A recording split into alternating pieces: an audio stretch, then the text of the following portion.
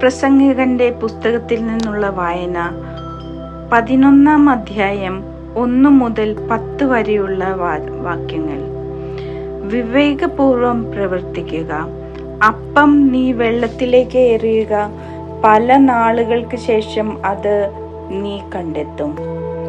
7-8 കാര്യങ്ങളിൽ ധനം മുടക്കുക. ഭൂമിയിൽ എന്തു തിന്മയാണ് സംഭവിക്കുക എന്ന് നീ അറിയുന്നില്ലല്ലോ. മേഘങ്ങൾ വെള്ളം നിറയുമ്പോൾ അത് നിശേഷം ഭൂമിയിലേക്ക് ചൊരിയുന്നു. തെക്കോട്ടോ വടക്കോട്ടോ വീഴുന്ന വൃക്ഷം വീണിടത്ത് തന്നെ കിടക്കും. കാറ്റ് നോക്കിയിരിക്കുന്നവൻ വിതയ്ക്കുകയോ മേഘങ്ങളെ നോക്കിയിരിക്കുന്നവൻ കൊയ്യുകയോ ഇല്ല. ഗർഭിണിയുടെ ഉദരത്തിൽ ചൈതന്യം പ്രവേശിക്കുന്നത് എങ്ങനെയെന്ന് അറിയാത്തതുപോലെ സർവത്തിൻ്റെയും സൃഷ്ടാവായ ദൈവത്തിൻ്റെ പ്രവൃത്തികളും നീ അറിയുന്നില്ല. രാവിലെ വിത്ത് വിതയ്ക്കുക, വൈകുന്നേരവും കൈ പിൻവലിക്കരുത്. കാരണം ഏതാണ് സഫലമാകുക, ഇതോ അതോ അഥവാ രണ്ടുമോ എന്ന് നീ അറിയുന്നില്ലല്ലോ. വെളിച്ചം സുഖതമാണ്, സൂര്യനെ നോക്കുന്നത് കണ്ണിന് നല്ലതാണ്.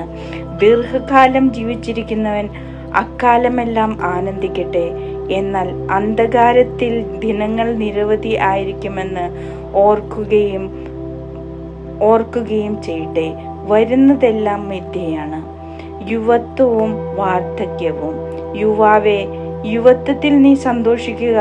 യൗവനത്തിന്റെ നാളുകളിൽ നിന്റെ ഹൃദയം നിന്നെ ആനന്ദിപ്പിക്കട്ടെ. ഹൃദയത്തിന്റെ പ്രേരണകളെയും കണ്ണിന്റെ അഭിലാഷങ്ങളെയും പിൻചെല്ലുക. എന്നാൽ ഓർമ്മിച്ചു കൊള്ളുക, ഇവയ്ക്കെല്ലാം ദൈവം നിന്നെ ന്യായവിധിക്കായി വിളിക്കും. മനസ്സിൽ നിന്ന് ആകുലത അകറ്റുക, ശരീരത്തിൽ നിന്ന് വേദന ദൂരീകരിക്കുക. യുവത്വവും ജീവിതത്തിന്റെ പ്രഭാതവും മിഥ്യയാണ്.